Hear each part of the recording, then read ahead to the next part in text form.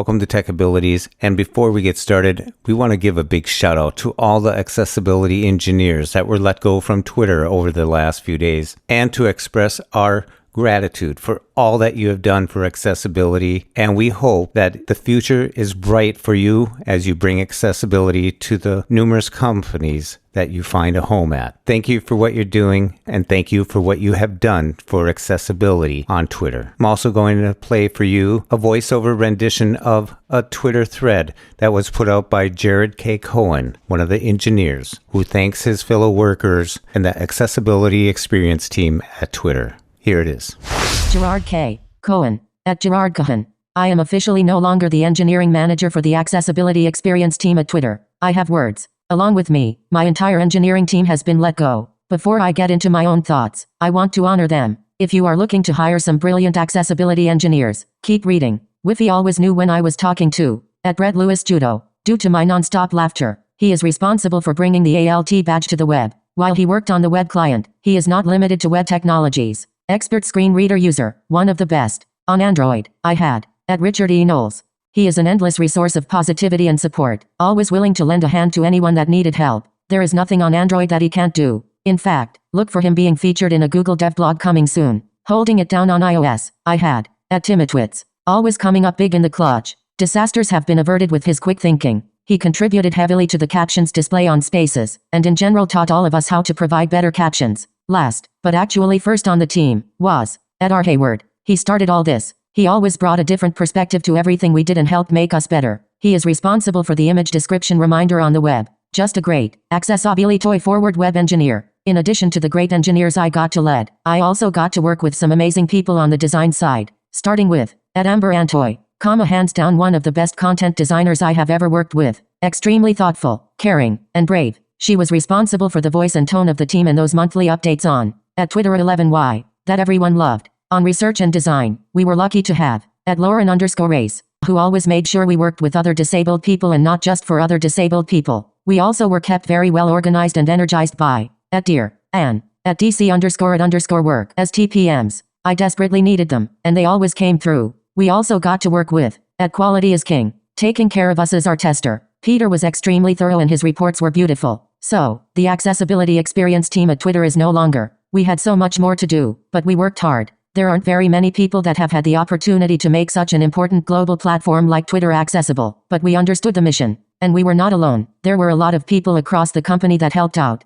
As hard as things were, they would have been impossible without our beloved Nightingales, accessibility champions that helped expand our reach. Please, show them some grace. We heard and listened to all of you, good and bad, and we felt it all genuinely. I hate the way this ended, but I'm so very proud of everything we were able to accomplish together. Now I have other places to help make accessible. Gerard K. Cohen.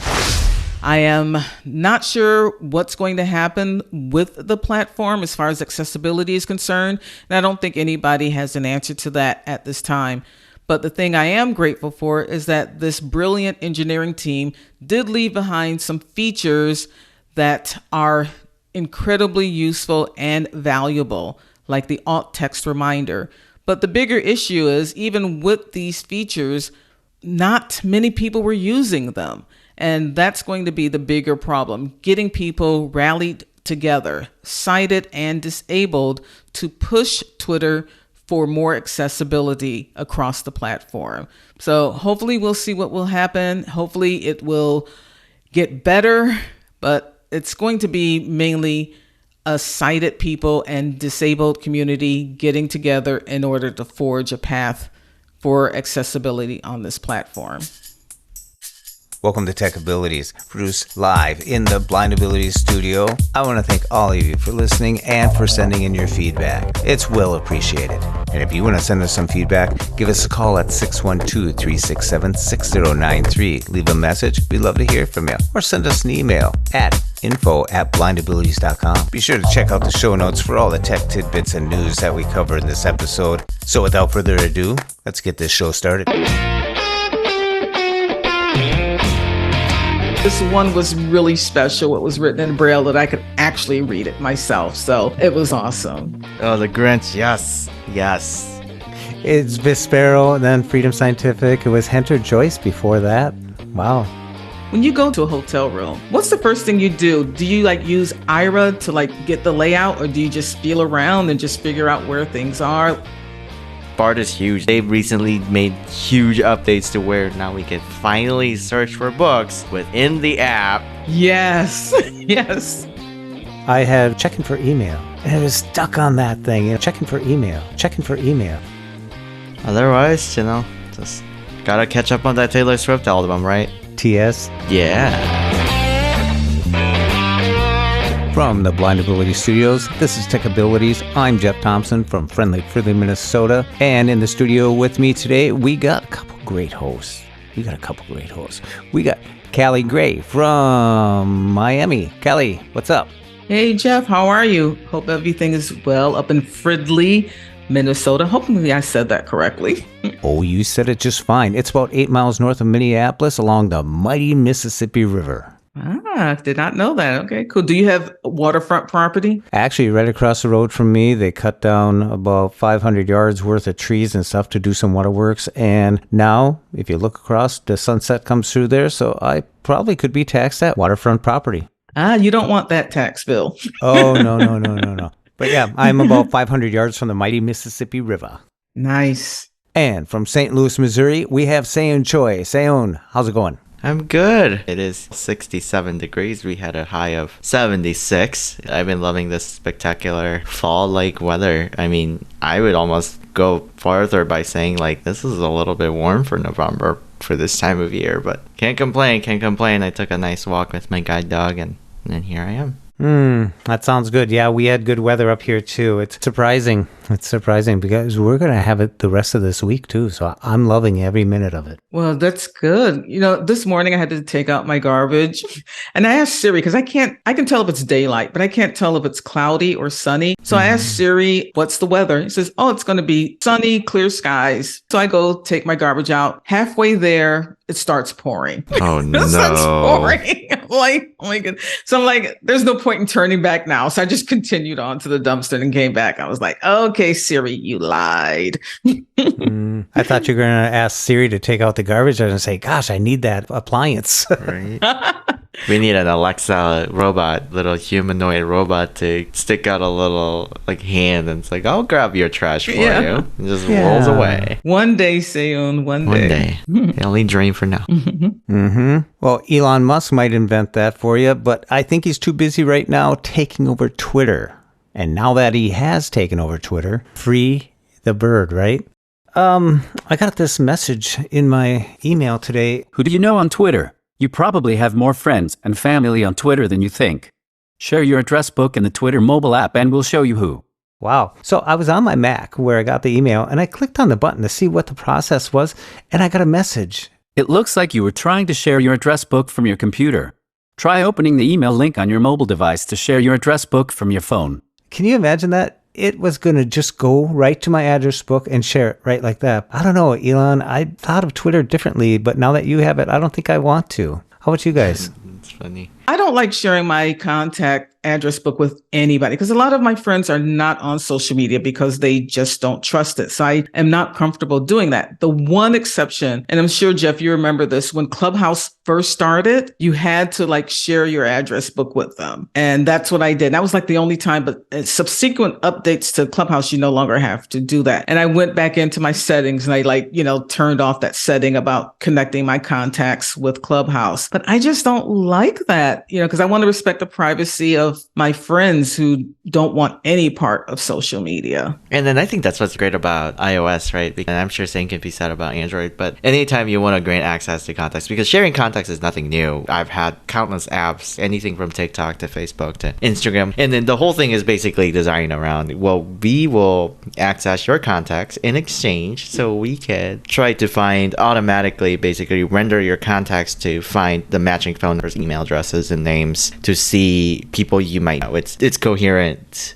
it's something that does in the background. But I like that you can revoke that at any time from any per app basis too. But I don't know. That's interesting. I know Twitter's been known for doing this for a while, so it is interesting, Jeff, that you're starting to see it like right about now after Elon acquired Twitter. I heard he closed the deal like last week at like 10 p.m. Like, so like I was going through in my head like this is very classic Elon fashion, closing the deal at 10 o'clock. And like imagine those executives he fired. Like he fired the CEOs and COOs and stuff, and they already are millionaires being escorted by a security or something at the Twitter office, and they're like, "Oh, that's okay. See you later, Elon." You know, They'll be okay.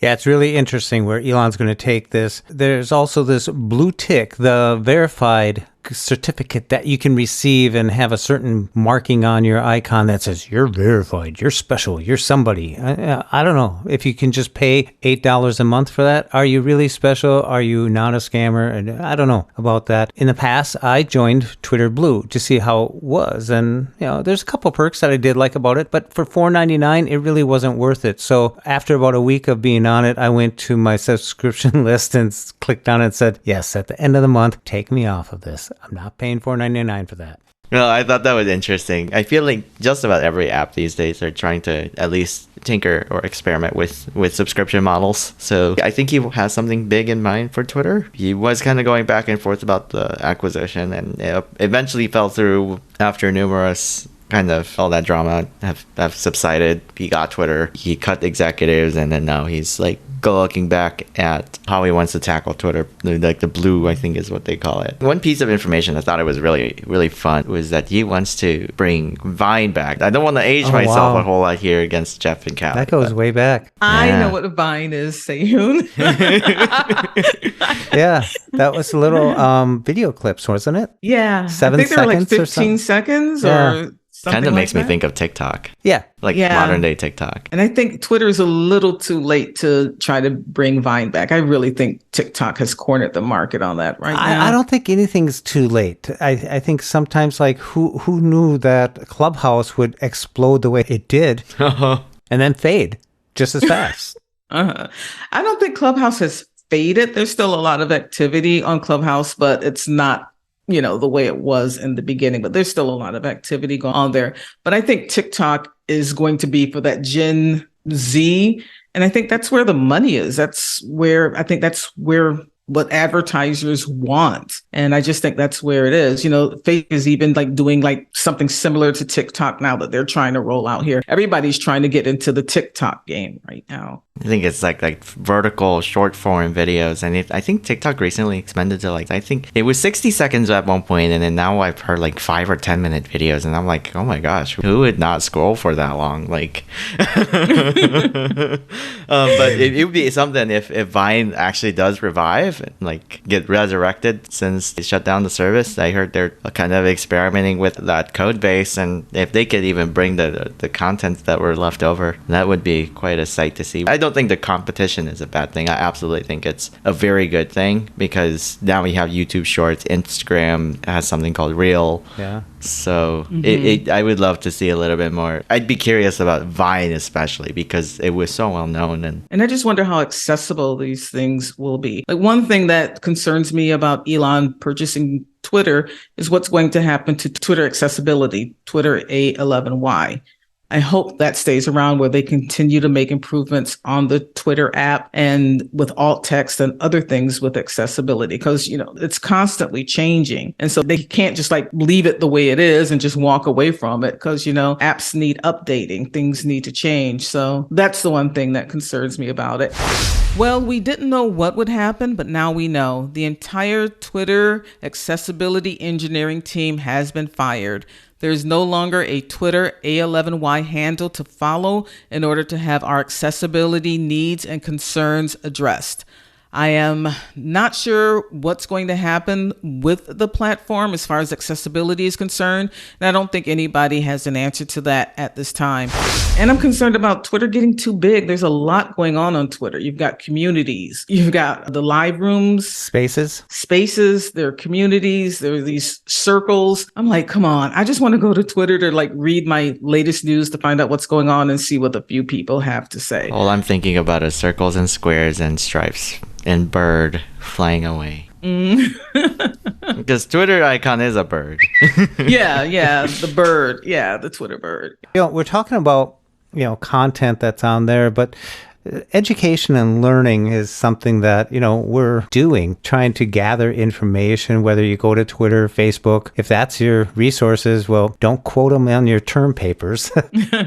We use some of these social media apps in so many different ways. One of the ways that I use Twitter to educate myself and to learn about topics that I want, I go into the menu on my Twitter account and I go down to list. And I've either created list of other people that I like to follow their tweets. Like if I want to do accessible technology, I'll create them. Or people have added me to their list, or I look at their list and I subscribe to their list. I did one on Ukraine, so I can follow these reporters who are on the ground, giving these reports and stuff. It's just a neat way to find news that isn't aggregated through big conglomerates out there that may be tainted or something like that. But these are just real live tweets. And so I like doing that. There's other things you can do. So Callie, Seun, what are some of the places that you go to get educated, to learn, whether it be on the web, through an app, through a social network? Let's dig in. I could talk about this for hours because when I lost my vision in April of 2020, I was really scrambling trying to find out how to use my iPhone. And I already knew there was accessibility built into the iPhone because before I lost my vision totally, I would use the Zoom feature on the iPhone. And I just knew there were other things in there. So actually what I did, and this is how I learned about blind abilities. I found a blind abilities podcast and I downloaded the app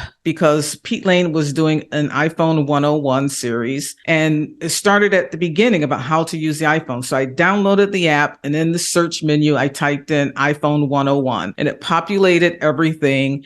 And I started from the beginning and worked my way through until, I was up to date in April of 2020. And that's literally how I learned to use my iPhone with VoiceOver. So that was my main feature. So I think if anybody who's just lost their vision and is trying to figure out how to use their iDevice, I believe the Blind Abilities podcast app is a great place to start. In addition to that, I am a huge fan of Freedom Scientific, and each month they put together a bunch of events, webinars that you can attend via Zoom or in Clubhouse or with ACB. Goes over various features of using JAWS. So that's another place that I like to look. And I took a class with Mac for the Blind with John Panarese in the beginning also. And that's how I learned how to get my feet wet with the Mac. I didn't do everything. I think the only class that I took with him was the Finder, which was like a very important place to start, know where my files are and where things are. And I just think there's so much out there. And I'm just learning about the National Braille Press. I just ordered a Peanuts Braille calendar. I know it sounds silly, but I'm just learning about National Braille Press. And I didn't know they did stuff like that. So I just learned something. Yeah, because I'm taking a Braille class with ACB. That's another thing that they do. ACB, if listeners emailed community@acb.org, you can get on an email list because they literally have tens of events each day. And there are 4 Braille events during the week that I attend where we go into breakout rooms and I have a mentor who helps me with my Braille. And there are games that they play with Braille. And it's just been a very good immersive learning experience. And you get to build community with ACB. So those are the places where I like to land. Oh, one more, San Francisco Lighthouse for the Blind. They also do a lot of live webinars on using your tech, be it Apple or Android or any kind of tablet or televisions, anything like that, appliances, they do all kinds of things. So there's a lot of information that's out there. So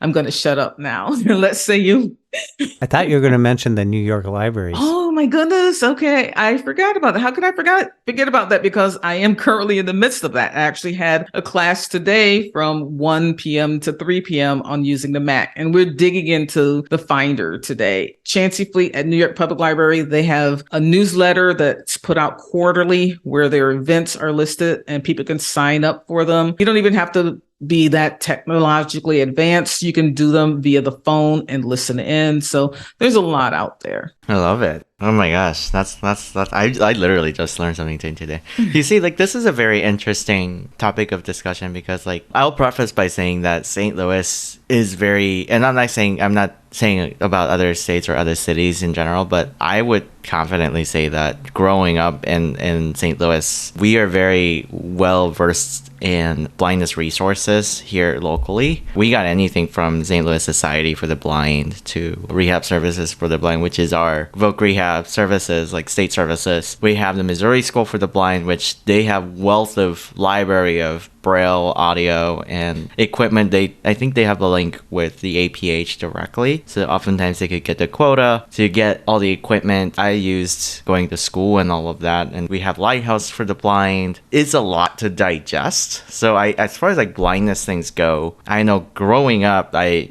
definitely relied on a lot of those, but I feel like the older I get, because I'm in my early 20s, I feel like between college and work, it's like you don't have enough time to absorb a lot of content. But it is great that there are so many blind people at the forefront. And I used to be one of those too, prior to my chaotic lifestyle, where I was making YouTube videos teaching people how to use voice speaker, because we could always use more tools in our toolbox, right? Because not every learning style, not every way that someone teaches something is going to work for everyone. I was a really firm believer in being able to educate our fellow blindness community and even the public along the way, because I'm sure they'll learn something as well. But I know I acquired a lot just growing up about blindness resources through APH and through listening to lots and lots of podcasts. And it's so funny that I'm actually on another podcast right now, but just lots of podcasts. I know Freedom Scientific did a whole podcast. I think it was called FS Cast. I think they're called Vispero now. But obviously there's AFB, there's ACB, there's NFB. But I think we are all doing a right thing and then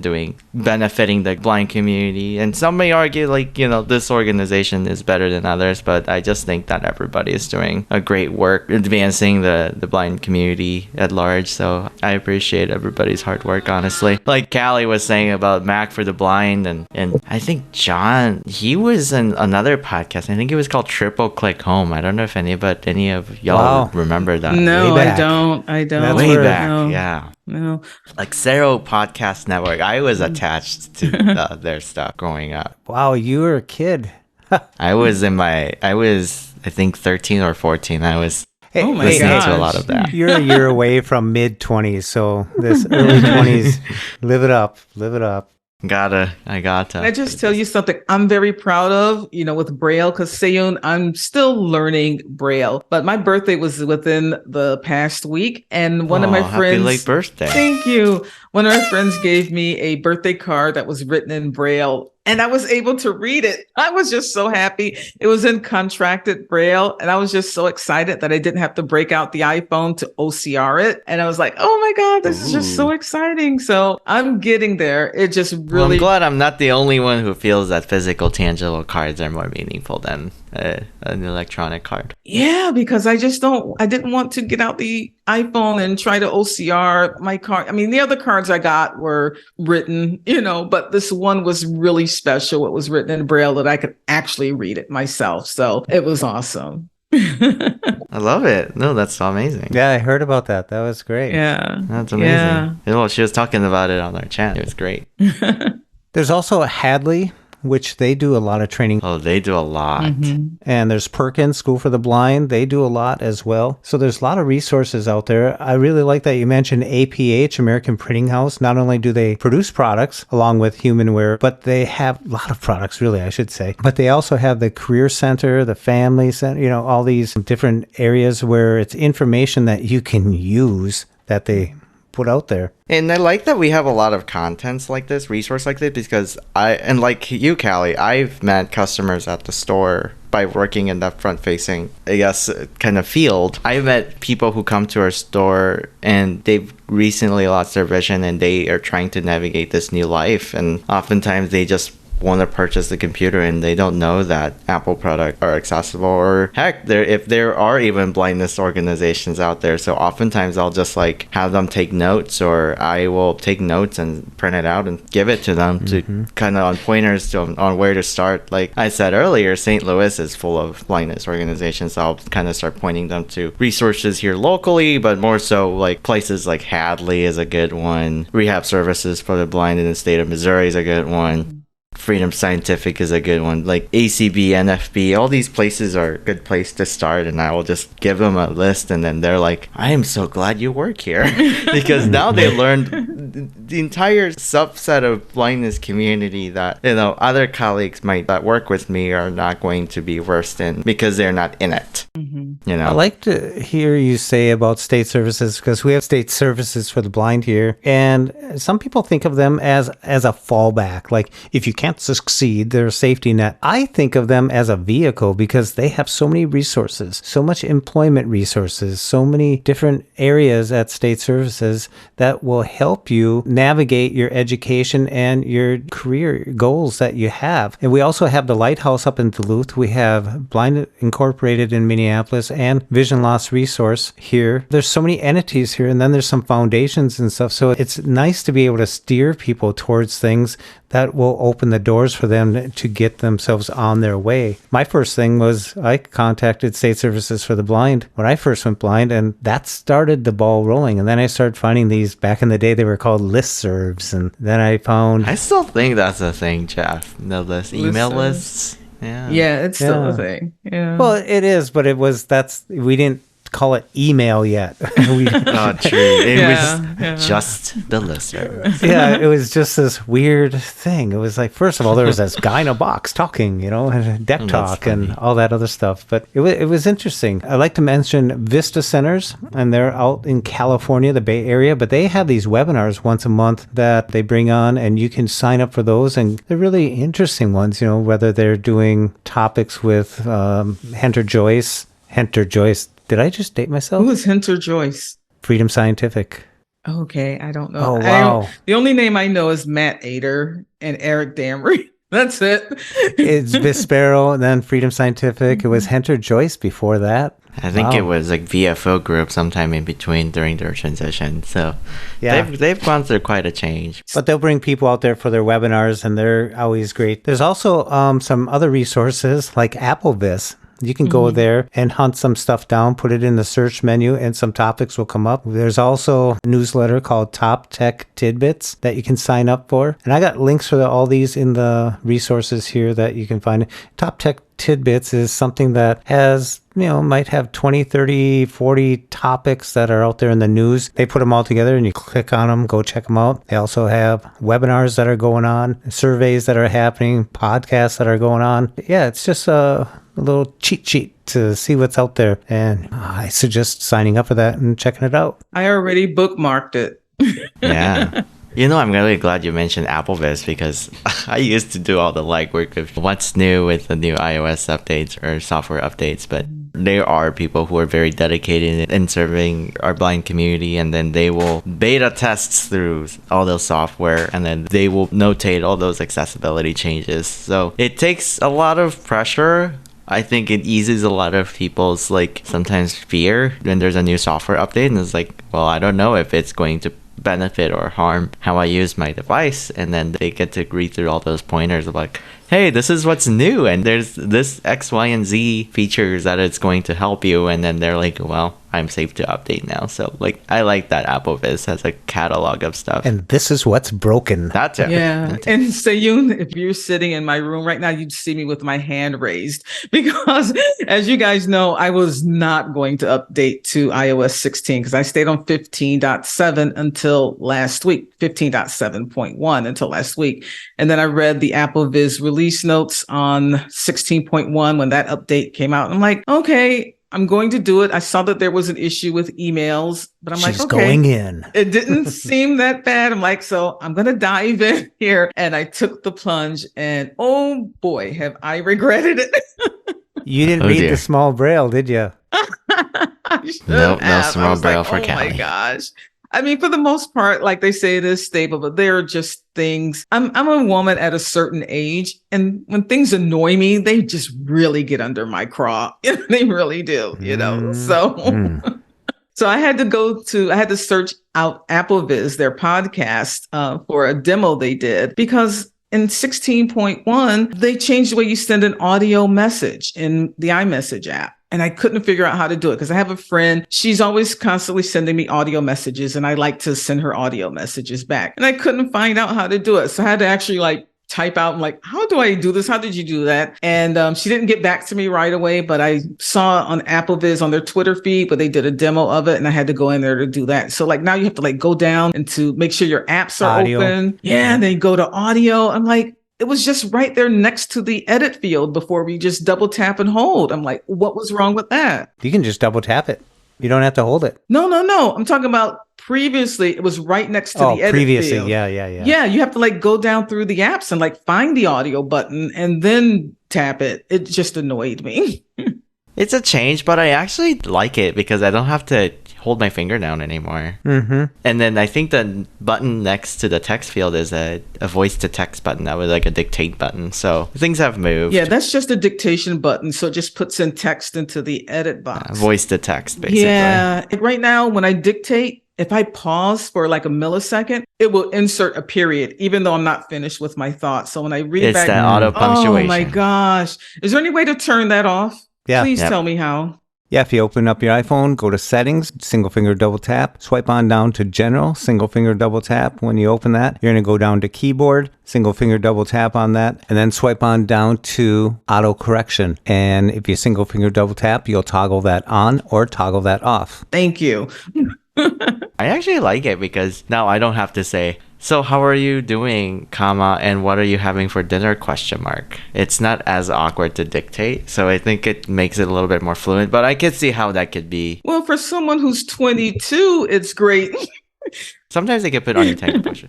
I've gotten text, though, where it's a blob of text with the zero punctuation, so... Oh, really? It definitely, it's that, those messages, it started to crawl under my skin, and it's guys, proper English. I would like a button that says, fix this. Yeah. Right. You're reading a paragraph and it's just nonstop. It's like, tick, tick, tick, tick. Yeah. Yeah. And Sayun, I am of a certain age and I need a moment sometimes to gather my thoughts before continuing on. So sometimes. Oh, you're good. So I try to just insert my own dictation, but it throws it in there if I pause for a millisecond. I'm like, oh gosh, sweet baby Jesus.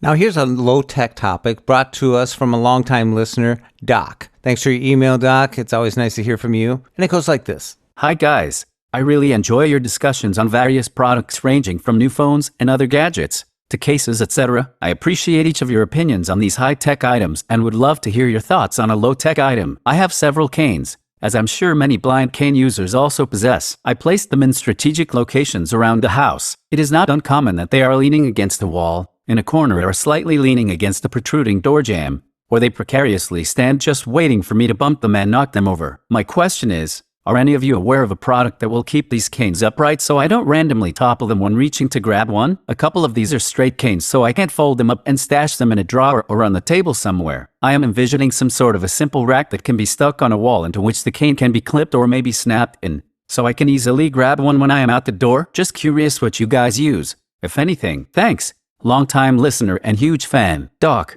My thing is, I have a crock. It's a 10-gallon crock that sits by the door, and it's in the corner. So I put my cane in there, and it leans against the corner of the wall. So they're always there, out of the way. And Did you say a crock? yeah, it was a clay pot with a lid that they used to do pickling in and making cabbage. And now they're antiques. Very interesting. Okay, because I'm thinking of a crock pot. Okay, I didn't know, Yeah, I didn't know what a crock is. You're I was using your thinking of the crock same. pot. I was thinking I'm the like- Crocs, like the shoes. Oh, no. Crocks are made out of, clay, pottery, that type of thing. But a crock is what they used to do before they had jars. So they have 2 gallons, 1 gallon, 5, 10 gallon, 20 gallon crocks. We have Red Wing, Minnesota here where they made crocks. And so I got the Red Wing crock here. It's a 10 gallon. So just picture a circle about a strong 1.5 feet wide and about 2 feet tall. And it's a cane holder. Okay, it's like an umbrella holder or something like that. Yeah. Okay, because no one in Miami, trust me, is going to know what a crock is, Jeff. If anyone in Miami is listening to this. Oh, I had no clue. The first thing that came to my mind is like, do you the jam shoes. your cane into like Crocs so they could keep it upright? They want to be hip. Oh my goodness. Well, I have 2 canes. I have one that I keep by my front door that I grab whenever I'm leaving, going out. And I have one in my bedroom that I keep in the corner in case of an emergency, in case something happens while I'm sleeping. I need to go out the sliding glass door that's in the bedroom. I can use that one to get out. So I don't have anything special that I hang them on or anything. They just lean in the corner. On the hinge side of the door. Yeah. Same thing. I do that at a hotel. That's where I keep it because I won't need it until I'm headed out. And it's always there then. Yeah. What do you do, Sayon? Do you have one cane or do you have multiple canes? So I have multiple canes, but I live in I want to say about a 500 square feet apartment with a bedroom with my guide dog alone. So cane use isn't my primarily mobility aid since I use a guide dog. But I know typically with guide dog harnesses, I leave it hooked on the door. And what I mean by hooked on the front door is it's like with my other guide dog equipment. So my leash is on the door handle and so is my harness. And there's different opinions surrounding it, but I like that way because when I am on my way out of my apartment, I could just grab a leash and click it onto his collar, and then we're out on our way. And then same thing with a harness, like where his chest pieces would hang down, so I could just grab it and it's a pretty seamless unhook. But I know I have a cane that's propped up next to the door, so I could also grab that on my way, if my dog is not feeling well or is too tired to work or whatever. He hasn't been tired, but if he's not feeling too well, it wouldn't be a good idea to work him. So I did reach out to Serina. Right now, she's practicing with her choir group. They do caroling, even before Thanksgiving, all the way through Christmas. What a great, holiday spirit she has. So here's her response. I hang my cane on a decorative key/coat rack. I hang it from the elastic loop on the end of the handle. It sounds like most of us keep it by the door because we're entering an area that we probably don't need the cane to navigate. It's our house. Like when I go to a hotel, when I went to North Carolina lately, I usually, when I get in right away, I turn towards the hinge side and put it in that corner because the other side might have the light switches or other type of shrapnel on the wall there. Shrapnel? Well, you can swing that one thing that lock Jeff Thompson. What are you talking about? Well, you reach up there. There's a thing where you shut the door and you can Shrapnel. lock it. So if you forget about that, you open the door, it opens up 2 inches and goes. So here's what I'm gonna do. I'm gonna do something here really quick. Define the word shrapnel. Shrapnel means fragments of a bomb, shell, or other object thrown out by an explosion. Uh-oh, Jeff. We might have to go correct the course here. Well, you know what? I would certainly hope there's no bombshells in your hotel. Have you ever walked along the sidewalk with your cane and there's shrapnel all over the place? It's like you're just trying to get an open area, and they got these restaurants that push the limits where the chairs can be, and then you have to go around that and all this other stuff. It's just sidewalk decorations, you know what I mean? I call it shrapnel. Okay. We'll go with it. I mean, please don't step on any bombshells or time bombs or bomb in your I life. won't That's try not good. to. I'll use good cane techniques. Out of curiosity, because I haven't traveled since I've lost my vision. When you go to a hotel room, what's the first thing you do? Do you use Ira to get the layout, or do you just feel around and just figure out where things are like that? I'm just trying to figure out because I do want to take a trip, and I'm just how do I find my way around? It may be a silly question, but it's something I'm truly interested in. Maybe we should do a tech abilities retreat. There you go, on the Tech Abilities jet. Yeah. Well, maybe the Blind Abilities jet. The blind abilities jet. We'll go Blind first abilities. class. One of those. Well, I could take a stab at this one. I love traveling. I've also lost vision in a progressive fashion. It's been pretty tricky. My visual acuity dropped significantly during my mid-teens, but because I was still able to adapt it just fine. But typically when I negotiate a new space, like a hotel room. When I used the cane, I would use a cane at first, and then eventually I stopped using it because hotels, dorm rooms, they're like a 10 by 10 little box. Typically, unless you get like those little fancy suites, then you might have a kitchen, you might have other obstacles, you might have some other ottoman sitting out in the middle of the hotel room. I've been to hotels where they have like an ottoman just like smack dab in the middle of the room. Yes. But yeah, those are pretty painful when you run into them. So first thing I do is move any obstruction. I'm not going to use that word that Jeff used because I don't want to. I'm going to move those obstructions out of my path. So like from relation to where your door is, I want a pretty good clearance to the bed, to like oftentimes you'll have a TV stand with TVs. Below that, you might see a fridge or microwave. I think the best thing is just to kind of spend some time exploring and feel around. Because like it is a pretty small controlled space, so you're not going to run into other people. And that same thing with bathrooms. You typically walk in you get 6 toilets. Either you have a tub or a standing shower in there. So if you feel a glass door, you already know like, oh, there's a shower right here, and then you proceed to crank something and then the water just splats all over you. As a blind person, do you book an accessible room or you just book a regular room? I want preferences to be given to folks who use other types of mobility aid, like wheelchairs and everything. But as a guide dog user, I've noticed that generally speaking, it does give us a little bit more room, since I do have about 62-pound Labrador. Okay.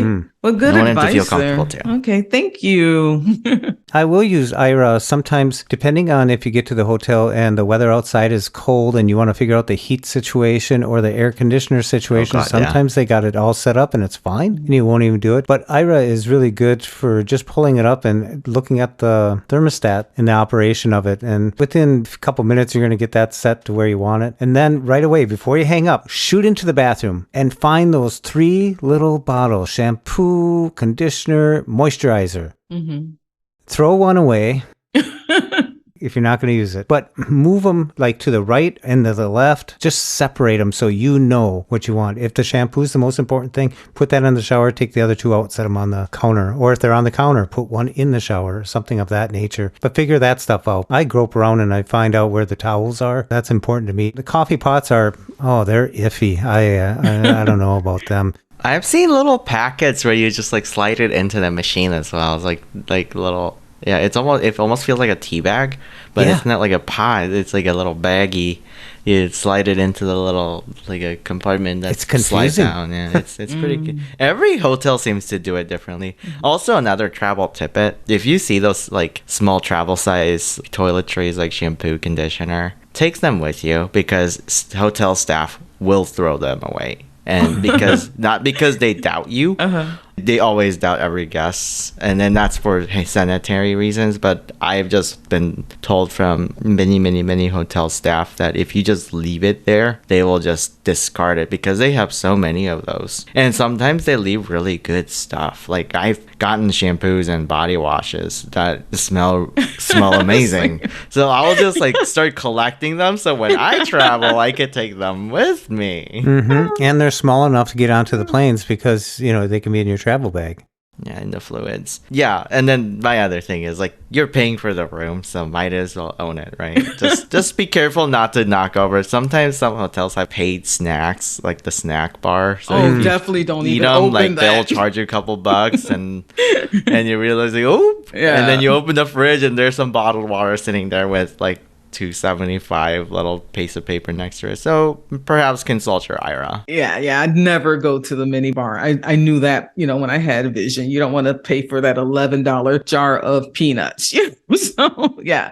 Another great thing to do is when you're getting your keys or your cards, your entry cards, whether they're proximity or slide in, or just ask sometimes it's just ask, so do we slide these in? Is it proximity? And it just makes you look smarter when you get to the door and you're carrying all your stuff. You can just know that you just have to bring it close to it. The other thing is ask, what is the code for the Wi-Fi? Because they'll have it written down on something they gave you or something in the room. I don't know. It's not fun when you get there. You just want to connect up. So ask what the code is and they'll give you a good clue on what to do and you're in. Because I hate picking up those phones and going, I'm just going to hit 0.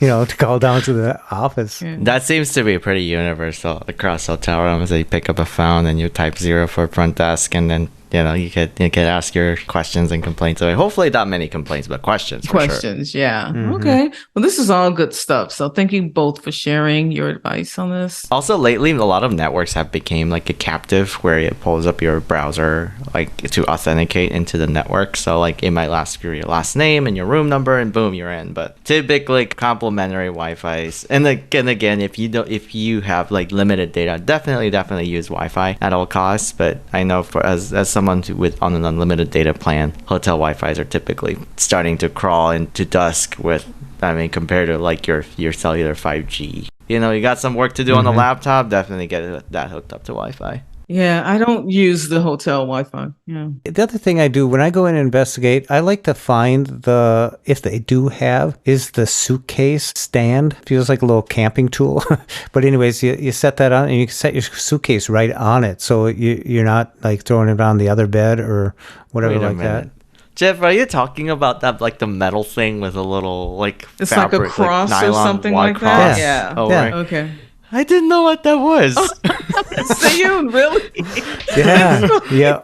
Yeah. Maybe I should second guess my avid traveler status on this podcast. Yeah. You don't have to put your suitcase on the floor or on the bed. You can just put it on top of that and unpack.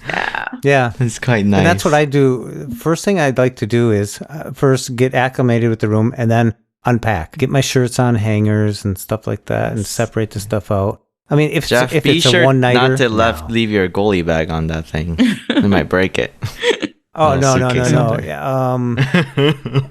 Yeah, when I pulled in my hockey gear, my hotel room, don't go in it, man. Because what you do is you get in there and you spread all your hockey gear all over the place to air it out. Right, because you have to air it out. It reeks. Oh, yeah. So you want to get out of your room, So it's kind of fun. I like that thing about owning your hotel room. You go into it, own it. Yeah. I am weird. I never unpack when I travel. Always. I just don't. It was like when I was in Italy for 12 days and I never unpacked. I just always feel like I'm going to leave something behind and I just don't want to put my stuff I'm glad I'm not the only one who feels that way. In a drawer where somebody else has put their underwear and socks. I'm like, ooh. I don't want to do it. So I just keep unpack to a certain degree. Like if I have like business travels and conferences, and I have to, like, I was at an assistive technology conference to like accept an award or something, but I know when I had to go to those travels, I would unpack like my dress shirts and then dress pants and stuff and then hang them up because they have like hangers for the pants, which are like super fancy wooden ones. I'm sure you've seen the Jeff. And same thing with like dress shirts. I will hang those up because I don't want them to get wrinkled. But I know like typically for like other items, not gonna detail what, I just leave them in the suitcase because I feel like that way I could keep track of it rather than like you leave the room and it's like, oh crap, I forgot to open that third drawer and I left my shorts and other assortment of clothes. Well, that's the thing. If you're traveling solo, you usually get a room that does have 2 beds in it. I usually use that other bed as my stage area. Well, I got my suitcase there. I got a couple things set out, computer stuff or whatever, and shrapnel from the suitcase. You know what I mean? I like traveling. And the other thing, I would just want to add one thing is bring an extra garbage bag, like a kitchen tall garbage bag. Oh my gosh, yes. I usually bring 2 of those because you can put your dirty clothes in there and you don't have to cross the clothing. You know what I mean? Yeah, 100%. And then when you're traveling home, you can have that separate from the other stuff. It's at least make a good attempt at it, I bought this really neat, usable, because I'm moving towards more like environmentally friendly approach to my travels rather than throwing a bag of 13-gallon trash bags when I take them home. I bought a reusable, like a laundry bag it almost feels like a material like a sweatpants or yoga pants out on the outside. So it has like a very silky texture. But you could also zip it up and it becomes like this microscopic thing. But you could unzip it and it becomes like this almost like a drawstring little pouch, like a pretty large pouch.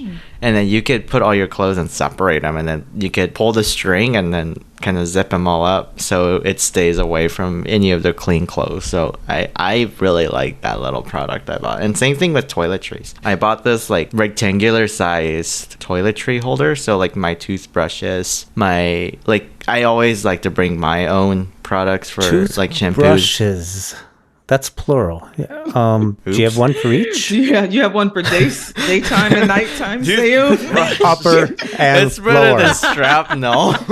It's still better than shrapnel. That's true. Oh my god. But I put my toothbrush in there, and I put my shampoo, I put my body wash, all these hygiene. I have a travel size deodorant. All that stuff belongs in that little toiletry pouch. So I like separating those into different Tell me things. this, Seon.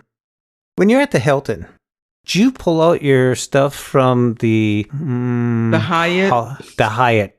Do you pull out the Hyatt soaps and moisturizer and stuff and switch it with the Hilton just to play a game with them? I think they would. I think the housekeepers would throw away regardless. But that's a good point. That's a good point. The other thing is, I really like when they have a K-cup type of system for their coffee pot. I use Ira right there to separate the decaf. I don't know why they have decaf, but anyways, that's the thing. What's the point in drinking coffee, man? If you're going to drink decaf, right? I think if you want just the taste of coffee at night, that might be a good thing because people don't like taking it in the afternoon, coffee in the afternoon. So I wish I could be like my mom. She would drink coffee at night before going to bed, and she lay her head on the pillow, and 3 minutes later, she was gone. I was she sleeps fast. Yeah. That's called fast asleep. Yeah. Dreams at super speed. Oh my goodness. So we got off topic with my travel question. I'm so sorry about that, guys, but I was just really curious We can bring it all about back it. together. I was really curious about that. We could tie it into something tech related though. I like that a lot of these hotels are rolling out the hotel keys feature with iOS. So it's one day you'll be able to check into your hotel room and then get a little tap key like how you use Apple Pay and just hopefully tap your way into your room. With your phone? Yeah. Or your watch. I heard that's being rolled out to these new facilities that already does like the proxy key. So I'm pretty excited to see where this goes. Like imagine like right before you pull up to your hotel, you're just like getting close in your Ubers or whatnot, and then you could click I'm almost here. You could click check in through their app, and then they tell you you're in room like 205, and then you already have access to your card and your room, and it gives you a little alert saying, hey, just give us a few minutes, your room will be ready. And then you pull up and it's like your room is ready, and then bam, I'm already getting excited. I like that because I hope that when they have coffee shops inside the place, that if you could use your phone, boom, boom, boom, pay everything like that. When you need to have the receipts, they're all in one spot. I like that.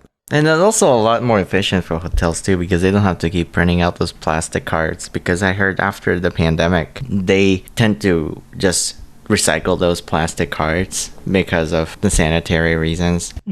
They'll just issue new card keys every time, and that's pretty wasteful plastic. I'm not a fan of that. I don't think I would want my hotel key on my iPhone. I'm just unsure of that technology. I know that there are smart locks and like all of that and things like that. Like my home is dumb. Like I know a lot of people have smart homes. They have smart locks and smart thermometers and stuff like that. I don't have any of that because I just don't trust it. I do.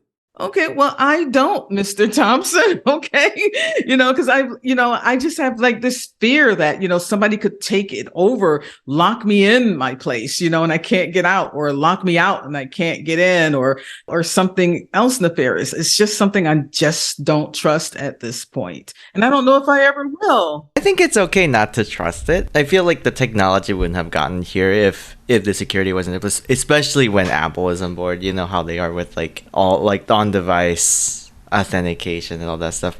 because I've heard from my understanding for you to get in your own room, it'll require either your Face ID or your Touch ID, kind of like how you transact for Apple Pay. You know, not anyone will be able to just grab your phone, because I've been into hotels where someone could just go to your front desk and it's like, hey, I lost my card, and then they'll just ask, what room are you in? And then they'll just spit out someone's room, and then they will not even second guess. They will not even ID check you to see if you are them, and then they'll just issue another plastic key, and then they could just intercept right into their room. So, well, that's negligence on that particular hotel property's part. I'm just talking about the things that I can control. Sure. I just don't want it. You know, I don't want to have a smart lock on my front door, especially because I can't see. And I heard that there are like locks where you can like unlock it, you know, you're several yards away from it. I'm like, if somebody sneaks in before I get there and I don't even know somebody's in there, I could just put my key in the door and I get in and I'm home.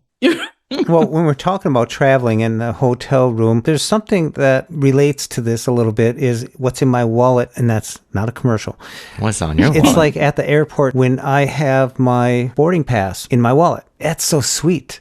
Oh, I know. I love it. Boom. You're in. You don't have that extra piece of paper. Like, how many times have you misplaced that thing? And anytime you're traveling, you reach for your pocket, there's your wallet, there's your phone, where's my key? There's this, you're always groping and trying to find everything, or reassuring. Once you come out of going through security, you got to make sure everything gets back in its spot. And then at the hotel, before you leave the room, you're going, oh, where did I set the key? You try to have all this stuff together and all that. Sometimes you pull your phone out and the card sticks to the glass. There's so many little things. So if it can just be so seamless, like my boarding pass, my hotel key, everything like that, just boom, boom, boom. I like what you said, Sayun. You pull up to the hotel, you're all checked in, your keys in your wallet, boom. Seamless. It goes back to that whole slogan of like, you have an app for that, right? I like that idea a lot. And I just learned this the other day. I heard those paper boarding passes, or even like the ones on the phone, they have a lot of personal, like identifiable information for TSA regulation, all of that. So like, say if someone loses a boarding pass, there are different like little indicators on that pass that identifies the passenger, like their age, date of birth. It was pretty shocking. They did an analysis of someone's boarding pass that someone could just, it's literally a slip of paper that could just like, slip out of their hands when you're managing multiple bags, looking out for their kids, or it's a whole security risk. So I like that it is on your phone. That's something that is locked, something that you could just unlock with a tap, and then you could just scan and just lock it all up again. Boom, boom. Well, I just want to clarify, like the technology for the boarding pass, I'm all into that. The last time I traveled, it was on my phone. I'm really into that. So great. I love Apple Pay. It's seamless. I just really like it. But I don't want technology locking my doors and doing things like that. I don't want it involved in the place where I'm going to lay my head and go to sleep at night. I just don't. I want to know that when I come in and I turn my deadbolt, I know it's locked. I don't have to like think, did it lock? Did the smart home, lock the door and do everything that it's supposed to do? I don't want to have that extra pressure on me. I'm full of anxiety already, not having my vision, and I just don't want to worry about that. When I lay my head down to go to sleep, I just want to know that I've locked the door and it's done. Oh yeah, that's what I was mentioning when I mentioned shrapnel the first time. On the door jamb there, they have that little chain thing. You hook that up, even though you just locked the deadbolt. Safety first. Yeah, I like that thing. Yeah, I definitely do that also. Yeah. Because I usually travel alone. And, like even when I had sight, security as a single woman traveling, it was very important to me. That's why with the digital keys, I don't know if I want to go that way. I mean, it may come to the point, Sayun and Jeff, as you were saying, where the major hotels, that will be the only option that I'll have, and then at that point, I will deal with it and I'll push a chair up against the door when I go to sleep. I still think the doors will have the little manual push thing. So even like hypothetically, if someone were to like the hotel's infrastructure to be like, exposed or hacked or whatever, where, I still feel like that manual piece of like where you could slide that chain, so if someone were to push the door, it doesn't break through. I still think those manual like things are going to exist. I don't think they're going to go away, because I know my parents got a new car. I think I talked about it in a couple podcasts back. And then all the new cars, even with push to start, even with remote start, they still have physical keys inside of the the center console, because what if your battery dies? Then your car is immobile. Like, what do you do when you can't unlock the door? And then what do you do if the law enforcement, God forbid, if something like that happens with law enforcement and an accident, and you can't grant access to the car and stuff? So there still is those manual plan option too, you know. We hope those inventors of this stuff sleep well at night too, you know what I mean?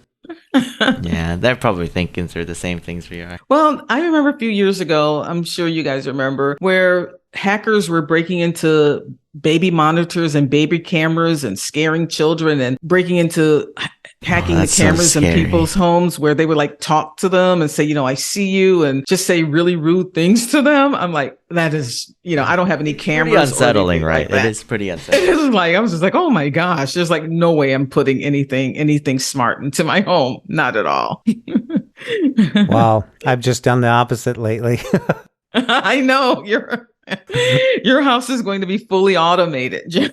Well, I tell you what, with 16 coming on and Matter going in, it made me move over. It didn't make me. I decided to switch my stuff over to the Apple Home kit type of stuff. And I noticed when I put on the beta for 16.2 that I didn't go all the way in where it's going to reset things, because there's other people that use this house too. So I just held back from that. But I noticed now when my driveway lights, my living room lights, my studio light go on and off, it's not like one, then the next, then, you know, this chain reaction. It's like, boom, everything all at once. It's like, whoa. I like that command. I like that approach. So I'm waiting for the Matter to start being downloaded to all these other devices at some point, to their firmwares and newer devices coming out, because then they'll just talk to each other and it'll make it so much more seamless, because I have the Nest thermostat and the Nest Protects, which is a smoke alarm carbon monoxide detectors. I want those to integrate too. So it'll be here. I'm glad they're doing it. Well, I have safety device. Like I have a thermostat, obviously, and I have smoke detectors.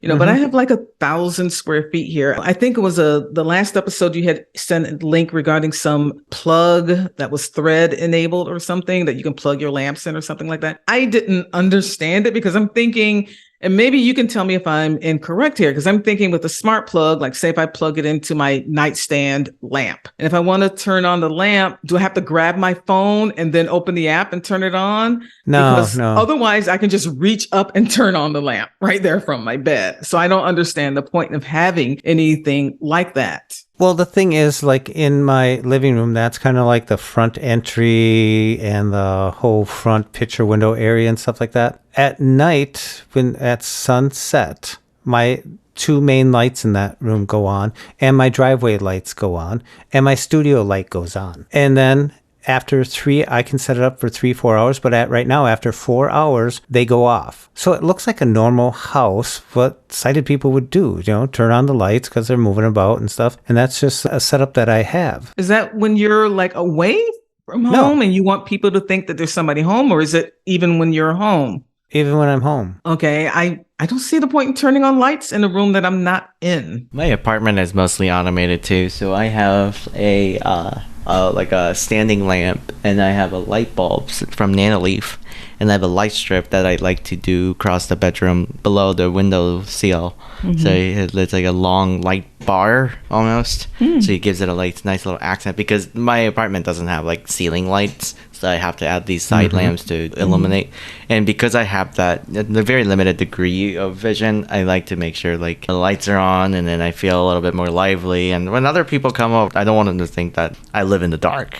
You know, I have plenty of lighted things going, including my TV and stuff. But I'm really excited to see like what Matter does to the smart home industry, because I feel like with my A-Lady microwave and stuff like not being interoperable, it hasn't been the greatest. And finally something is being done to address that.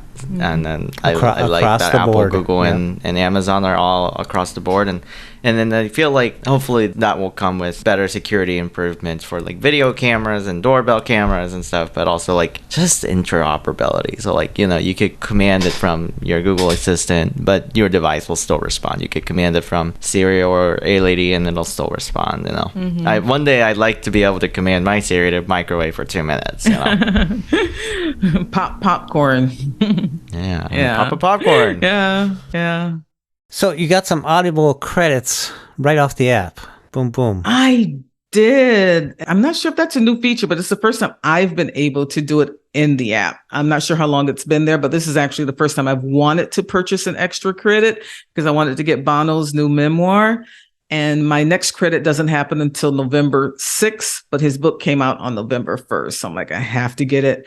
And I was able to do the purchase within the app and using Apple Pay, and it downloaded and I started listening. So it's great. I just really like having that feature available in the app. I didn't have to go to the website, which, oh God, I hate it when I had to do that. Go to the audible.com website. So this was much easier, much friendlier user experience for me. Mm-hmm.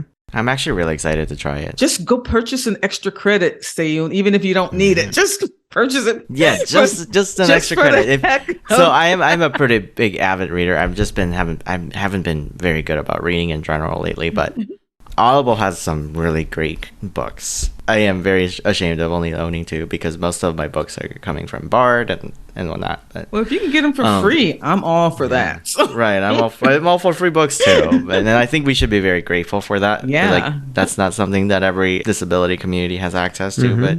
Bard is huge. They've recently updated. Yeah. Slightly off topic from Audible, but they've recently made huge updates to where now we can finally search for books. I like that. In the app. Yes. Without having to be redirected to a bit of a messy site.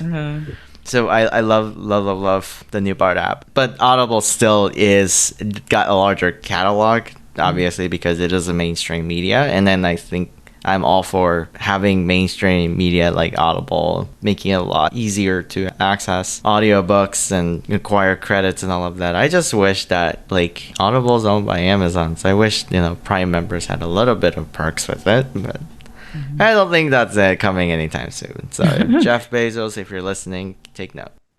Well, Amazon is definitely giving some Prime members another little bit of a benefit with their music library. You want to talk about that, Jeff? 100 million song library now available to Amazon Prime members.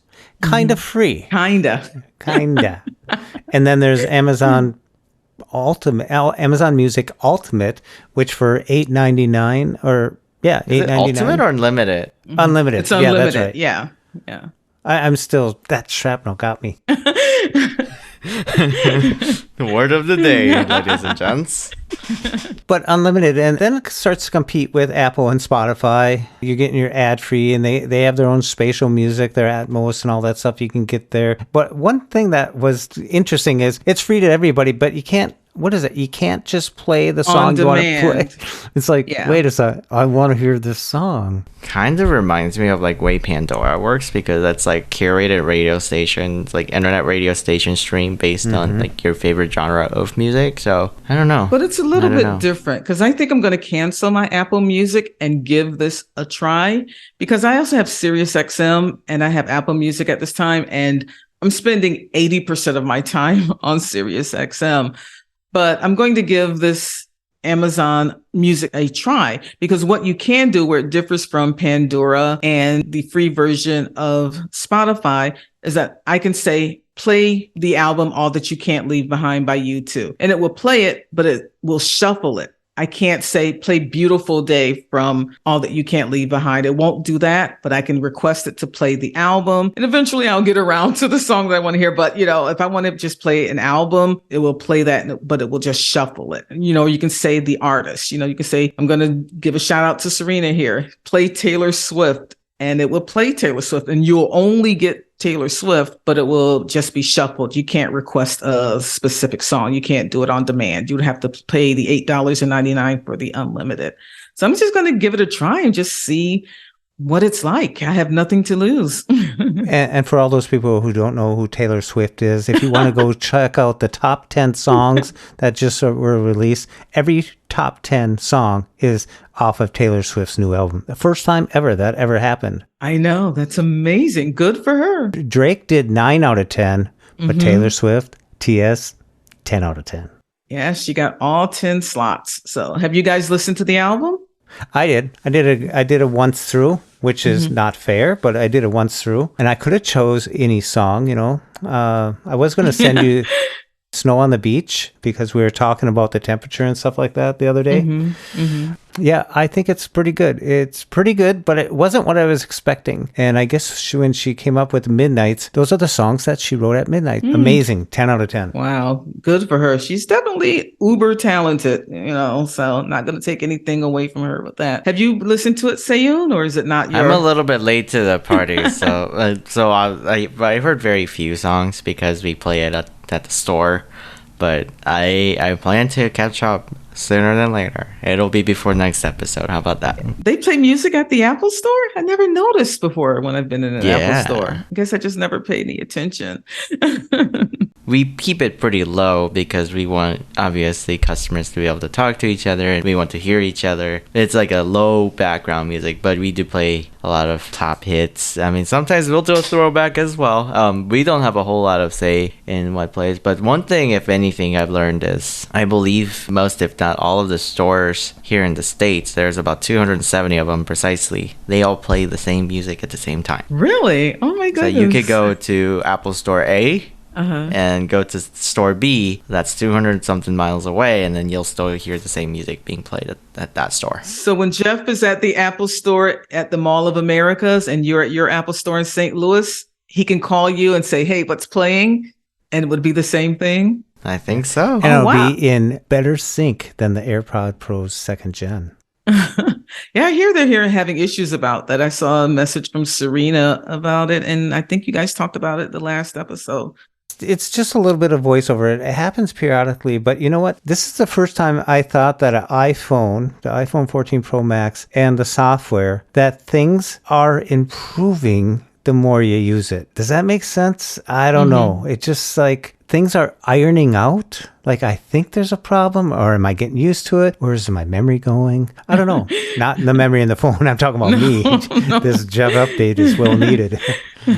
But I'm starting to like the phone. I know we're going to talk about some of the problems that 16 brought to our usability of it. There's some interesting, weird things on there. One of the things I found was in my mail, because I have multiple emails and I have it set up so I'm listening to all my inboxes. And wow, it'll read who it's from and then it'll read the body from someone else's. So I have to actually go back to the page before that and go into my iCloud account and read them. It doesn't do it then. So it only does it when I'm using all inboxes, that type of thing. I'm experiencing it differently then, because on my iPhone 12 Pro, which is running 16.1, I never go to all inboxes. I go to my boxes individually. And the screen recording I sent to you, I was in my Comcast email account, but it was pulling things from the Gmail account and from my MSN and reading those. Yeah. So it does it too. Okay. Yeah, because I never go to all inboxes because I get confused. Confused about what's what. So I go to each account individually. I think it's just random, but I'm sure it will iron out. Yesterday, I had checking for email, and I was stuck on that thing, checking for email. So I thought, oh, what did I do? Blah, blah, blah. Woke up this morning, it's all done. It was just a glitch. There's certain little things that ironing themselves out. I'm happy with it. I think Alex, you're letting me down. I went to Samantha, and she can articulate she can nail those words, the punctuations and all that just perfectly. But I'm not saying that I really like Samantha, but I used to use Samantha, but Alex was my go-to, so I don't know why. I think I was talking to Sayun, we're talking earlier. Alex, what's happening? It's a little bit odd. I don't know. My Alex has been I always have very good experience with Alex, and that still holds true on even macOS Ventura, which I've updated my Mac the day after it came out. And then on my watchOS, because you can now have a little mighty Alex coming out of your Apple Watch, so that's pretty great. But I don't know what is up with Alex on 16.1 on a 14. I don't know if it's a 14 Pro thing or iOS thing. Something leads me to believe it is an iOS thing, not a hardware thing. But he does chop out every now and then, so I'm going to have to experiment with other voices until there is a permanent fix. Yeah, I don't think it's a device thing because I'm running a 12 Pro and I use Alex. And since upgrading to 16.1, he cuts out a lot. But I'm sticking with him, because I just don't like Samantha. I have a strong loyalty for Alex. You do? Everything Okay. I own is Alex. Oh, yeah. My Apple TV is Alex, my Mac is Alex, and my watch now is Alex. I mean, before on the watch, I think you didn't I'm have very 5 much or choice. 6 Alex strong at this residence. Not that I have another residence somewhere, but I switched back to Samantha for a little bit, and now it's my option. And when I'm like editing, I want to hear the spaces between the words. And that's where I noticed Alex was cutting things off or blending 2 words together. And I switched to Samantha just because Samantha goes way back. I just threw it on there and it was like, boom. It's like, wow, I did. There was no errors, spelling errors or something. So I've switched back to Alex already because that's my go-to. I'm Alex. Whoop, whoop. I'm willing to suffer through a little bit of little drowsiness of Alex until he's able to recover from his sore throat, I guess we'll say it. With all these new updates and how intricate it is, with this new software and everything, there's a huge amount of stuff going on the iPhone. I mean, I use it for everything. I am looking forward to the next update. I am. I am too. So I'm getting used to it. Like the dynamic island, I don't know what that is or even if it is on my phone. So I haven't come across it yet. So I'm not That's sure. the 14 Pro exclusive thing, I believe. Oh, okay. So it's not the iOS, it's the phone. Okay. Yeah, it's they're using where the True Depth camera system is and turning that into a very interactive, because your 12 since the iPhone 10 era, they just had a little notch that was part of the sensor Seiyuu, housing. don't put down my little 12 Pro. I'm not. I literally You're had like, a 13 Pro before. You're like since the 10. Yeah, 10 is the older than 12, so I you have know. a newer phone. No. What I like about the island is if I'm playing music or if I did a screen recording or something like that, it used to like pop up your screen recording and I could tap on that and go get it. But now it pops up into the island, little other apps that you're using, interacting with. It's just so easy to go touch up there and you can tap and boom, you're there. It's like a built-in shortcut. It's an active area or a window into what is else running at that time. So I watched the Verge review of the 14 Pro, and it was titled Early Adopter Island, which I thought it was pretty clever. But Eli Patel, he's a phenomenal reviewer for The Verge. When he tried the island, he basically described it as, quote unquote, like, it feels more like a hardware than it is software because it is always floating, and they're maximizing the pill where the Face ID hardware is, and then using really special software techniques to shrink and expand the pill based on your interaction. So like when you start playing music and then swipe out of the music app, that pill grows. And it's not just exclusive to Apple Music either, because every app that has like now playing, because I heard Spotify works really well with it too. Like when you swipe out of the Spotify app, that pill basically expands sideways to show the album, like a little mini album art. And then you could tap and hold that little island area with voiceover, you could rotor down to expand it to control the track while you're going about and checking emails, and you could collapse that back down. So I think it's a pretty clever idea to kind of unify all the system controls. And same thing with that Apple Pay too. Like when you unlock your phone, that little pill area, little pops up into a little circle and shrinks back down. So I like that it is very playful, That's interface. pretty cool. You should have seen me here. Like when I updated, I was just like tapping around the top, like, where's the dynamic island? I couldn't find it. But now I know it's not on the 12 Pro. It's only for the 14. So, but one thing I did get on the 12 Pro that I thought I wasn't going to get was when I turn off my phone, I get a chime. I don't get one when it boots up, but I get one when it shuts down. And I thought that was only exclusive to the 14s also. Oh, I like that. One chime at a time. One chime at a time. So, because when that happened, I was like, whoa, what's going on here? Because since I've updated to 16.1, I've had to restart my phone more. Did you have to toggle a setting under audio visual setting under accessibility? I didn't get that change turned on? anything. Oh, like when I wow. updated to 16.1, I didn't go into settings to change anything. I just updated the iOS. I didn't change anything. Like maybe it is a voiceover thing, perhaps. I don't know. You know, I have to admit that a feature of iOS 16.1 that I actually do like is the chime sound that plays upon powering off my iPhone 12 Pro. This is a feature that I thought was only available in the 14 line of iPhones because every article I previously read stated that it was a hardware feature and not an iOS feature. So when it happened, when I powered off my iPhone 12 Pro, I was like, and I was pleasantly surprised. You know, unfortunately, when I powered it back up, I did not get the chime, but at least I get it upon powering off my iPhone 12 Pro. And I'm going to try to demonstrate it here. So let's see how this goes, guys. I'm going to bring my phone close to the mic here. So excuse any extraneous noise in case I bump the mic or do anything like that. But I'm going to hold down the side button and the volume lower button simultaneously, and we're going to see what happens here. Double tap to power off. Okay, it says double tap to power off. So I'm going to single finger double tap, and we're going to hear what happens here. Hopefully you'll hear the chime. And there you have it. So Seyoon and Jeff, you guys are not the only ones who get the chime upon powering down your iPhones. Yes, you are the only ones who currently get this chime when you power on your phone, but hopefully down the road, maybe Apple will figure out a way to include the power on chime in future versions of iOS and without upgrading to a phone. But we'll see if that happens down the road.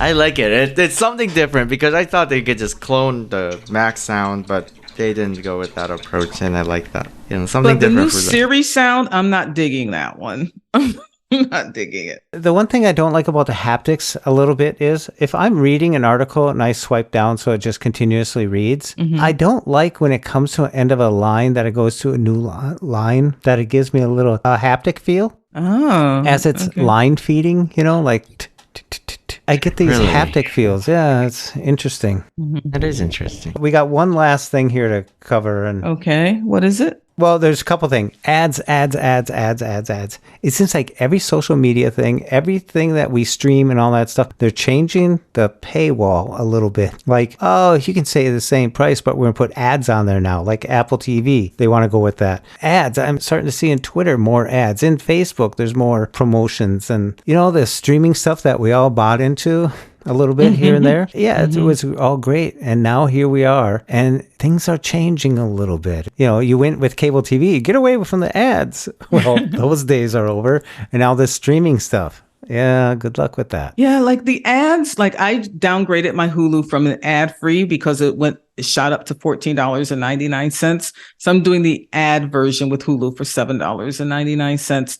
But the one thing that got to me was this notification I got from Uber about how like they're going to have ads in the app. And I don't like that because I'm paying for a service for Uber. I don't want them sending me push notifications about anything. Yeah, the push ads really bother me because if you shut off notifications for the app, then you might miss an important information like when your driver is arriving. They gotcha. And like, you know, with Facebook and Twitter and Instagram, because those are free apps and I'm not a consumer, I'm the product.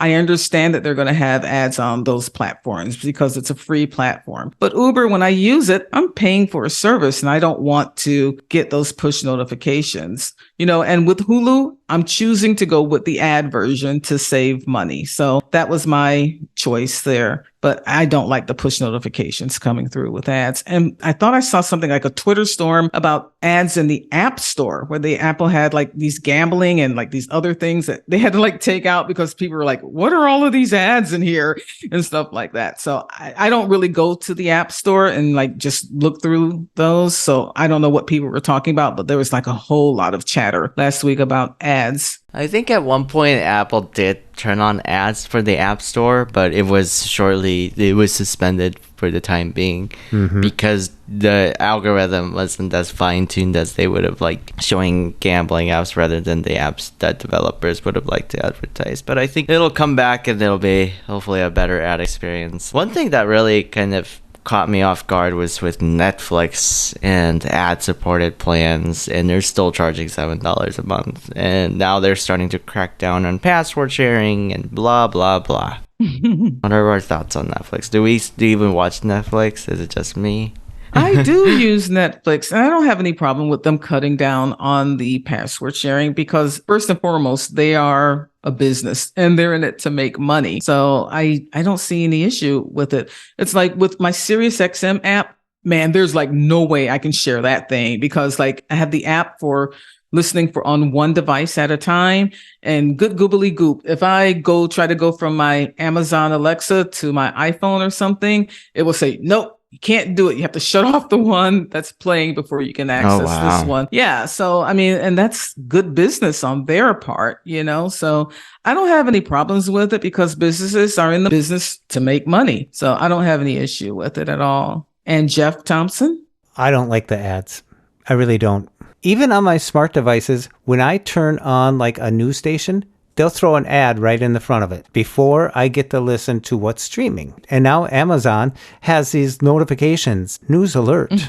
Is everything an alert? So I like to find out how to shut that off. When I hear that, I want to hear there's a package at your door. Something of that nature, like your Amazon truck just dropped off.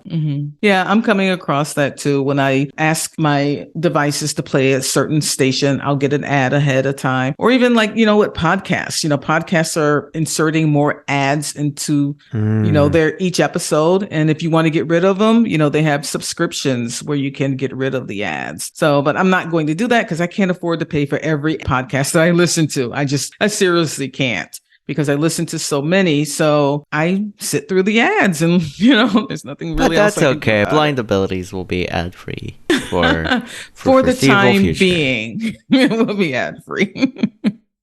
And we have Serina, who couldn't make it today, but she was inquiring about Christmas carols and songs for the holidays. It's already started, right, Kelly? It has, and I am happy about it. I know Serena's just like, no, not yet. But SiriusXM has already opened up. I think there are like 13 different channels already on the Sirius platform. That's not enough.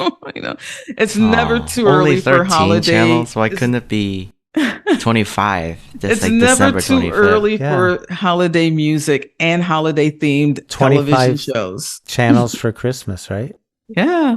I watched It's the Great Pumpkin, Charlie Brown on Apple TV for free because I don't subscribe to it. So they had a window available, and they're going to offer up for free the Thanksgiving episode and the Christmas episode of the Peanuts. So I'm looking forward to both of those. And Apple does do great audio description for both of those. That's great. I think Serina wants to enjoy the Christmas carols. And so if any of you have some suggestions or playlists that you would like to give to Serina, just give us a call at 612-367-6093 and put Serina in the good Christmas spirit that she is missing right now. She will greatly appreciate all of you for doing that, really. Zayun, what do you got coming up? Oh, I think I'm gonna start making Christmas playlists. At least, I don't know, by the 15th of November. I'd like to get that going, but otherwise, just gotta catch up on that Taylor Swift album, right? There you go. Oh man, Zayun, you're a man after my own heart. Getting your Christmas list together, I like that. I'm gonna try it. I'm gonna try to do it. I love Christmas. It's always a fun holiday. Me too. Although working during those peak season might drive me up the wall a little bit. But I don't want to think about that. I want to think about all the festivities in the store and then how many products that people will gift each other. Jolly Christmas. What's your favorite Christmas tune, Jeff? Do you have one favorite? I'm Dreaming of a White Christmas has to rank up there. That's the Little Drummer Boy was really cool.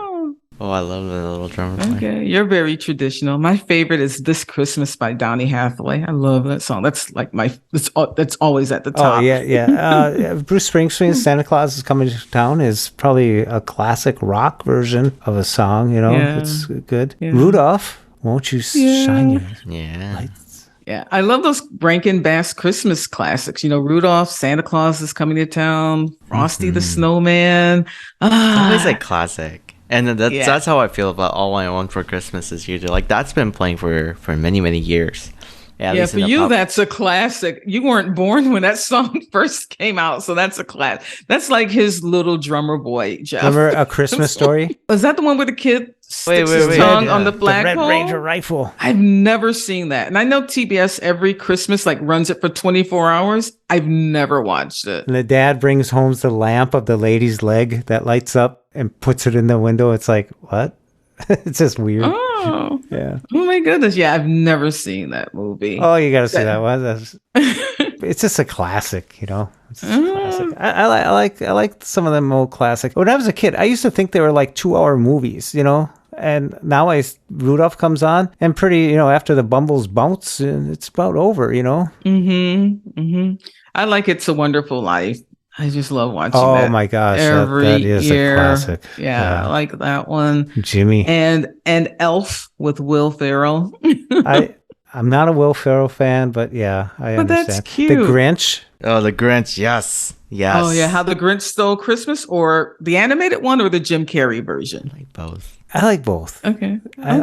I like the first Willy Wonka. I know that's not Christmas, but I do like the Willy with Gene Wilder. I've never seen Willy Wonka and the Chocolate Factory. And you're on this podcast? I know. I've never. And you're missing out. And I've never watched The Sound of Music. Oh no. Or Mary Poppins or Chitty I would Chitty certainly Bang hope Bang. you watched Elf at least. No, Elf. Yeah, with Will Ferrell, yes. But The Sound of Music and Willy Wonka, never watched them. Trumpets. Elf is classic. I try to watch Elf every single year. And of course, National Lampoon's Christmas Vacation. That's pretty good. That is pretty good. The Christmas tree. Yeah. Yeah. Serena's really going to hate us. So I can't believe her. She's living the dream. She'll be so upset she's missing this part of it. I'm like sure her eyes are probably will be rolling around when she gets to this they're part. twinkling right now, and I can think she's probably thinking, let's pull out the tree. Let's set up the tree early. Oh my God. No, it's way too early to set up the tree. You'll just have like a dead tree when Christmas rolls around. Yeah, well, artificial one, Because in Miami, it's got to last through Three Kings Day. So, it's the last There you past go. Christmas. Yeah. Myself, I got a haircut coming up. That's the biggest thing on my list coming up here. But we got the good weather. I got 3 windows to put into Jeff's egotistical, fantastical fortress, the garage, and got some work cut out for me. So I'll be busy. Hope you all are busy. Oh, I'm also switching to red shirts Friday. I got the pair as a part-timer, you get 2 shirts. So I got 2 red Apple shirts. So I'll be wearing the Apple shirts on Friday. What's a red That's shirt? in the color red. Ooh. So we have uniforms, and typically during holiday, we the company, because corporate just gets to decide kind of the look and feel of the stores and employees and whatnot. And then for uniforms, at least dress code. And then we are switching to red shirts. So typically we wear like a deep Pacific blue shirt with the white Apple logo on our chest. And then typically during holidays, because everybody wears like black jacket with black pants and all that. They want us to be able to spot in the holiday season, so we switch over to red. So we'll wear a red shirt with white logo on our chest. Oh, Rudolph okay. Red. That's interesting. I thought it was like, in Star Trek, whenever they landed on a strange planet, the people who were in the red shirts were like the first to be killed. They never made it back. So I'm like, what are they doing to Seyoon in the Apple store here with this red shirt thing? No, I was just we're like, switching over. It's part of our uniform here. oh, okay. Very festive. All right.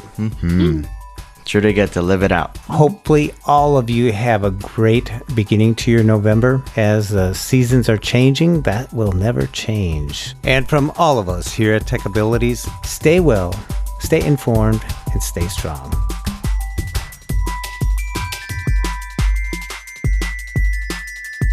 And then cue our funky music, right? And for more podcasts with the Blindness Perspective, check us out on the web at www.blindabilities.com, on Twitter at blindabilities, and give us a call at 612-367-6093. Leave us a message and let us know if we can put your voice on the next podcast. Drop us an email at info@blindabilities.com and download the free Blind Abilities app from the App Store and Google Play Store. That's 2 words, Blind Abilities. And from all of us here at Blind Abilities, through these challenging times, to you, your family, and friends, stay well, stay informed, and stay strong. I want to thank you for listening. Hope you enjoyed. And until next time, bye-bye.